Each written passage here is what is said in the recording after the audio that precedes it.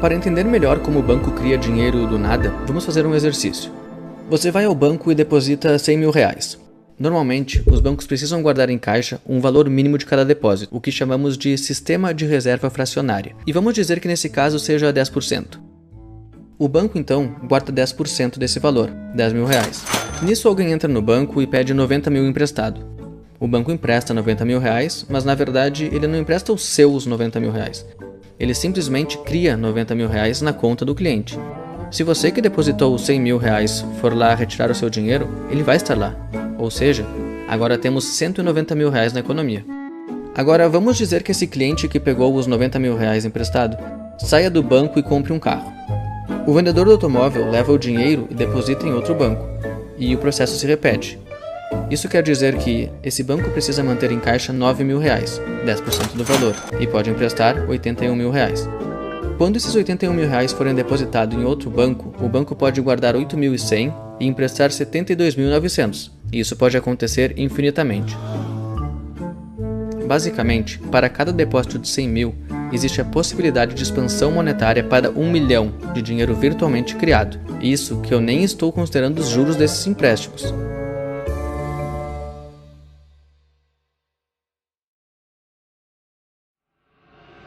Mas como toda boa fraude, ela precisa beneficiar o golpista e não a vítima. Por isso eu te convido para conhecer o toque final, a cereja no topo do bolo, ou melhor, a cereja no topo da pirâmide. À primeira vista, toda essa quantia de dinheiro sendo jogada na economia pode parecer uma coisa boa, mas quanto mais dinheiro é criado, mais o dinheiro que já está em circulação perde valor.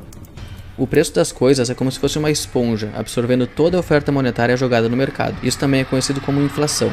Inflação, na verdade, é a expansão da oferta da moeda corrente. O aumento dos preços é apenas um sintoma. Em outras palavras, inflação é um imposto invisível que todos nós pagamos pela fraude da impressão de dinheiro como se dá hoje. É um dinheiro fácil a curto prazo que acaba taxando e roubando as nossas futuras gerações. Toda a nossa oferta monetária atual não passa de números fraudulentos digitados em contas bancárias, enquanto o governo e o Banco Central trocam títulos públicos por dinheiro que não existia até alguém decidir que ele exista. E nós trabalhamos por essa oferta de moeda corrente. A verdadeira riqueza é o nosso tempo, mas a gente troca nossas horas, dias, meses, anos por números que alguém imprimiu em um pedaço de papel ou simplesmente digitou em um computador. A população é o que dá valor a essa moeda fraudulenta. Mas a piada toda se encontra no fato de que desse trabalho todo que a gente exerce, uma boa parte nós precisamos pagar ao governo em forma de imposto. Imposto esse que o governo usa para pagar as dívidas e os juros que fez com o Banco Central, que por sua vez tirou o dinheiro de uma conta que não tinha nada. Coincidência ou não, o imposto de renda nos Estados Unidos só foi colocado na Constituição no ano de 1913, o mesmo ano que o Banco Central americano foi criado. E o motivo é simples.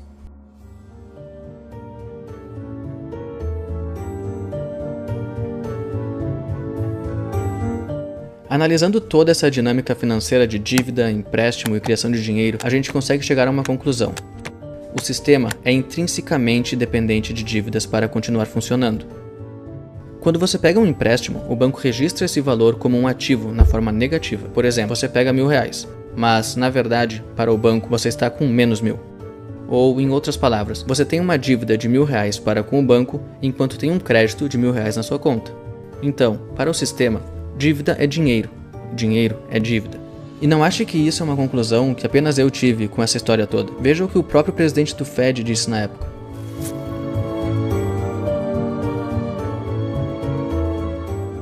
Então, na essência, em vez de nosso sistema usar o ouro como lastro final de valor, hoje em dia usamos dívida, ou seja, a dívida é a base do sistema econômico.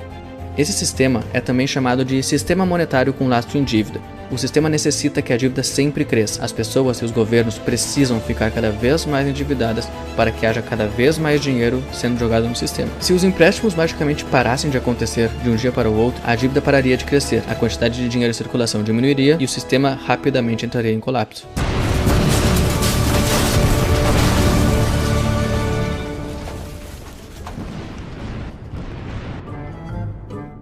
Imagina que você pega emprestado o primeiro dólar do mundo. Você pega aquele dólar com a promessa de que vai pagar de volta $2.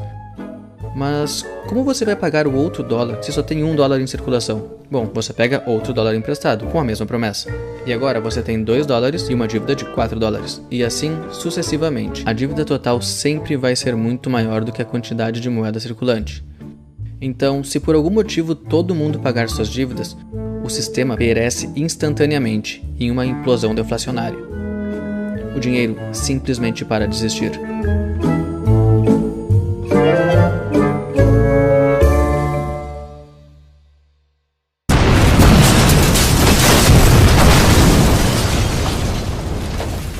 Por mais estranho e bizarro que pareça, é o sistema que a gente vive dia após dia. Um sistema onde, para alguém ganhar, alguém necessariamente tem que perder.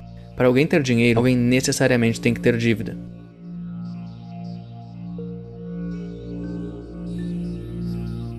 Essa dinâmica não é simples de entender. Ela foi construída assim propositalmente. Pois se a população entendesse como o jogo funciona, assim como Henry Ford, eu acredito que seria questão de tempo até que os jogadores desistissem de jogar. Mas eu também acredito que, se explicado de maneira simples, todo mundo conseguiria entender esse processo. Então, vou tentar resumir rapidamente, da melhor maneira possível, para que qualquer pessoa consiga, pelo menos, entender o esquema do qual participamos.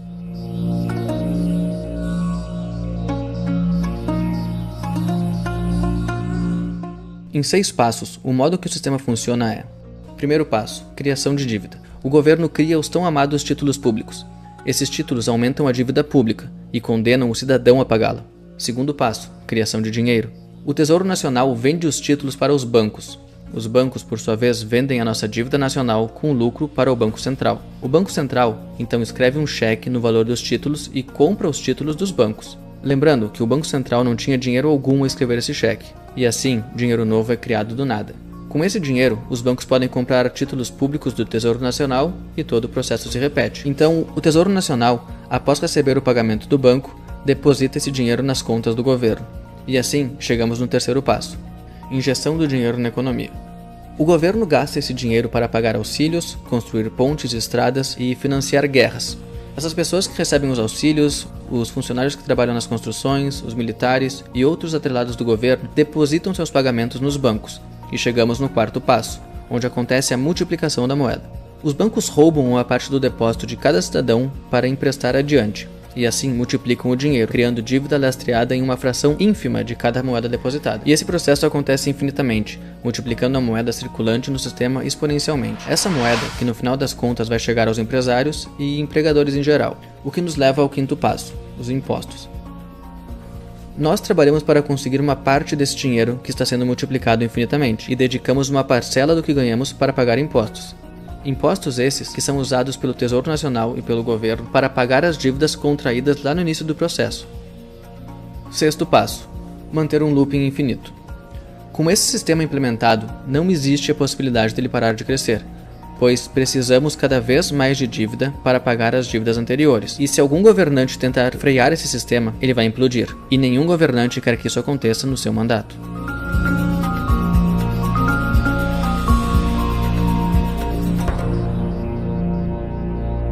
Assim, ano após ano, mais dívida é criada, e com ela, mais desigualdade. Pois, querendo ou não, todo o dinheiro está sempre sendo sugado para aqueles que controlam o sistema. Esse sistema só é possível, pois nós não usamos mais dinheiro de verdade, usamos moedas virtualmente criadas sem lastro em nada. Mas, o pior de tudo, esse sistema é a forma mais complexa já vista de escravidão. Toda vez que o governo emite um título público, ele está fazendo uma promessa de que nós, cidadãos, vamos pagar esse título no futuro.